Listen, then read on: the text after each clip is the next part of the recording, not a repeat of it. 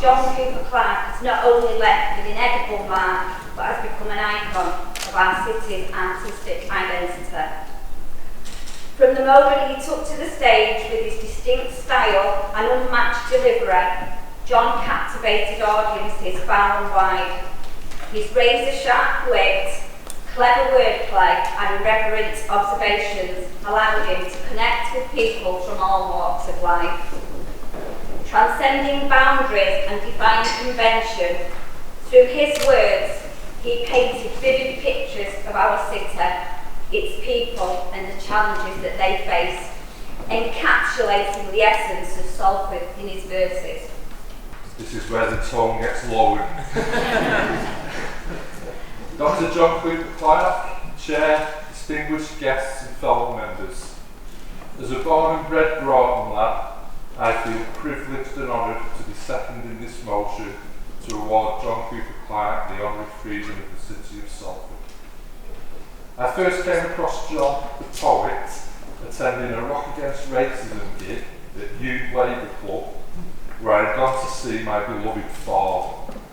Marky Smith, another Salford legend, fantastic wordsmith, and to me a musical genius.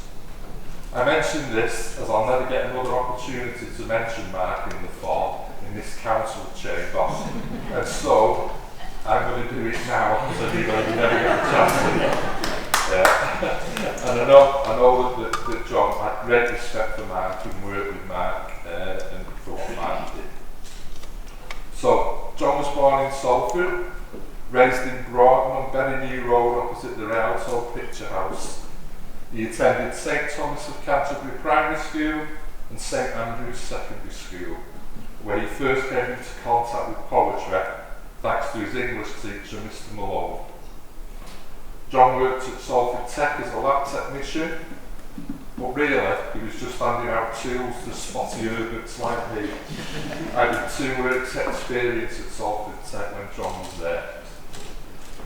During that time, John started performing live readings in folk and cabaret clubs around Manchester and beyond. He even performed at Bernard Manning's famous Embassy Club. I don't remember you that one, John. Performing on this circuit was hard at times, even vicious. So when the punk scene emerged and John changed audiences, the crowd were like teddy bears compared to what he'd been playing to. Having said that though, a few of the gigs that I was at, it did kick off during the band sets.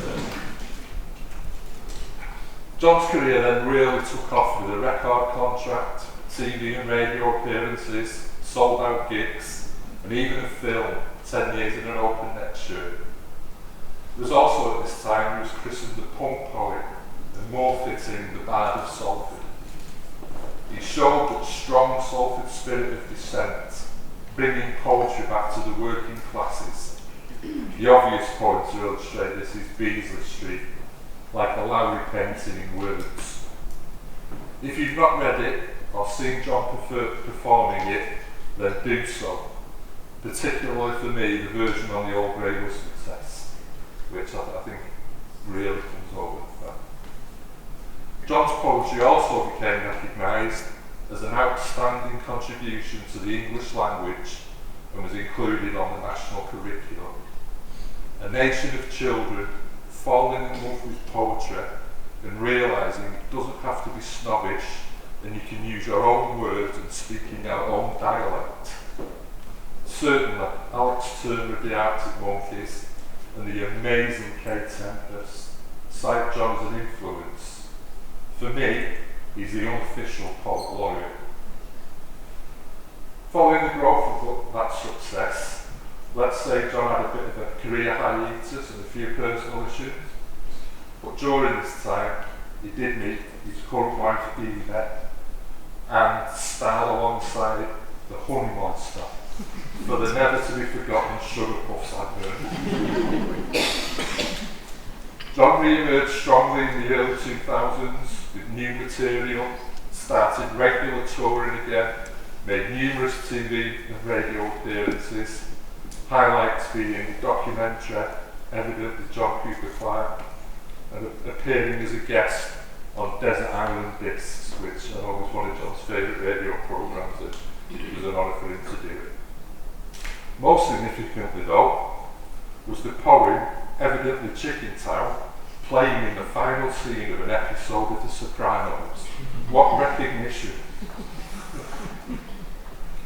In July 2013, John was awarded an honorary Doctorate of Arts by Salford University, an acknowledgement of bringing poetry to non-traditional audiences and influencing musicians and comedians. True to his style and his response, John replied, "Now I'm a doctor, finally my dream of opening a cosmetic surgery business can become a reality." John is as really relevant and vibrant as ever, and just as visible in today's pop culture, and a true son of Salford. I for one cannot wait to see him on his next tour, which tongue-in-cheek is titled "Getting Those Still Alive."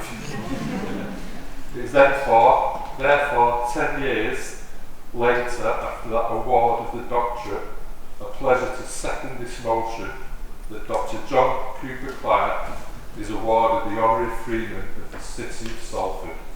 Thank you.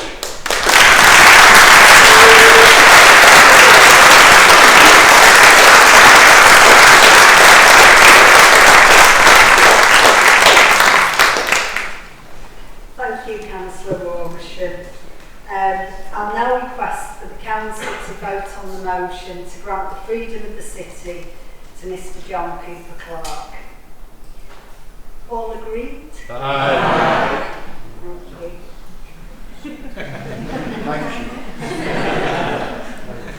Thank you. Thank you, Madam Mayor. So, as Chief Executive of the Council, it gives me great pleasure to invite Dr. John Cooper Clarke to join us on the stage to sign the declaration confirming his acceptance of the freedom of the City of Salford.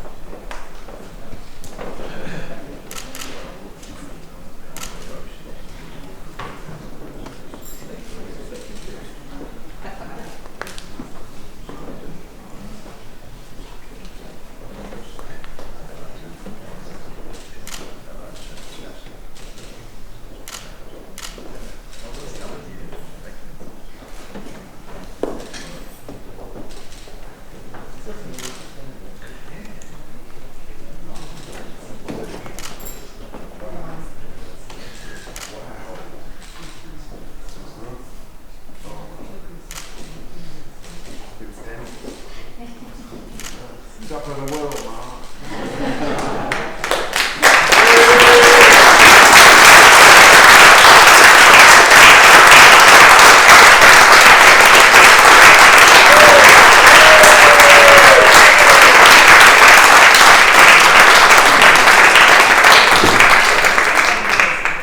Beautiful. That's my speech. It is.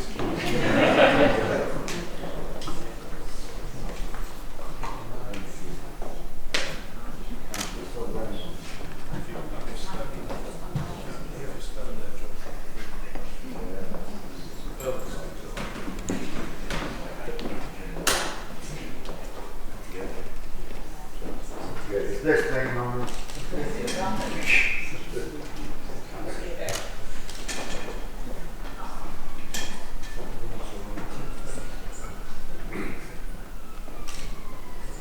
If you're all to be seated, I'll hand it to Steve.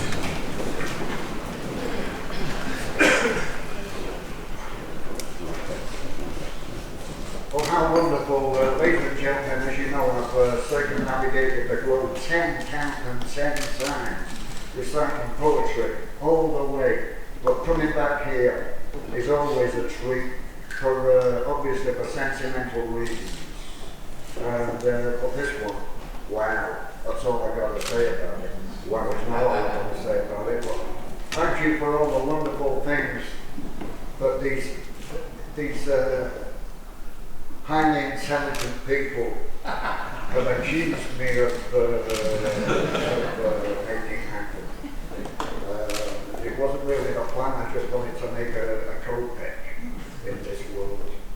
But it was a kind of, with me it was never a social experiment, it was a method of making a living. But, you know, the social consequences got out of my control. And, you know, I like to be in control. So I'm here to apologise to for everybody that's ever come in my way. Don't blame me for the bad stuff, but credit me with the good stuff. It's not too much to ask when you've got the freedom of the city of Salford. No, ladies and gentlemen, seriously, totally knocked out by all of this for obvious reasons. It doesn't happen every day. And wow. I don't know what this position entitles me to. I've not been informed of the probably involves a flock of sheep. Okay, count me in. We'll discuss the rest of it later, after we've all had a drink. So, well, what more can I say, ladies and gentlemen? It was all fields round here when I was alive. But like you said, I indeed, I was, you know, very often people speak about my school days. I hated school, don't get me wrong, I can't be Mr. Malone, it was an ordeal for me. But I hated school, it was a secondary, but it wasn't the social scrap heap that people make it out to have been. With today's modern perspective, you know, people very often point to the grammar school system and the secondary modern sort of period as though they were just some kind of, you know, meat grind for the industrial process. But that wasn't true, you know, because everybody, you know, like I say, Mr. Malone had a profound effect on the entire class that I was in the last year of my school days. Like you say, at St Andrews, from the Catholic Secondary Modern, and it was a pretty rough school. Put it this way, they had their own coroner.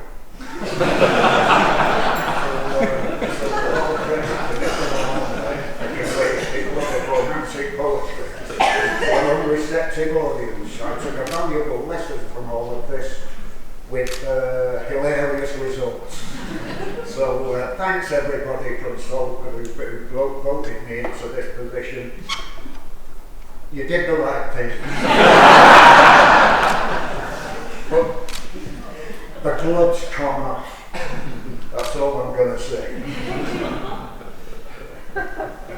So I'm gonna give up you, all you people, you wonderful people, cousin Frankie, Hookie, Mike Newell, my brother Paul, Wendy, my daughter, my wife Edie, my daughter Still, her boyfriend Carol, the entire office, Paris, Phil, Siobhan, and my favourite Salford archivist is in the house today, Mr. Tony Flynn. So I'm going to give all these wonderful people to Bruce Mitchell, they're the greatest drummer alive today since the death of Tony Allen anyway, and his lovely wife Jack, Barb, and my gentleman travelling companion, Mr. Johnny Green, the man who invented punk rock.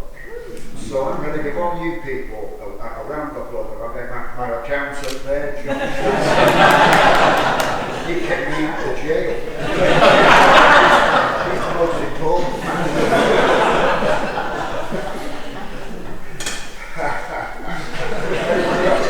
Cat, thanks for everything you do for me, Cat. Wonderful people. And you people, some of whom I've never met in my life.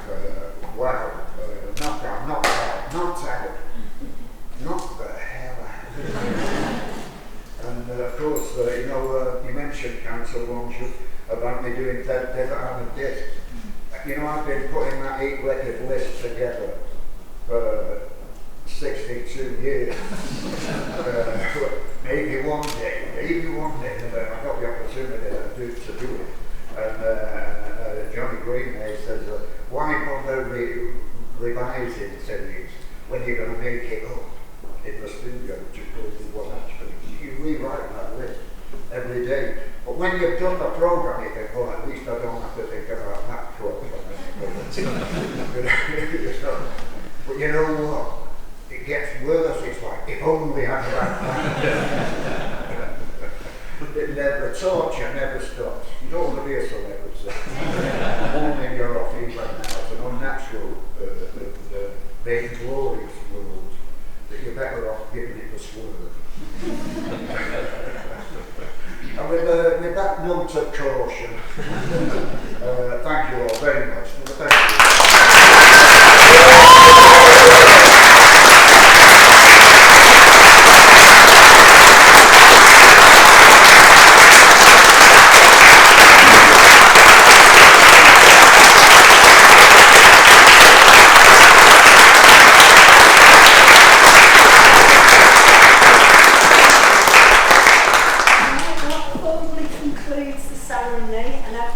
invited for afternoon tea downstairs in the Salford Suite. There's good evening.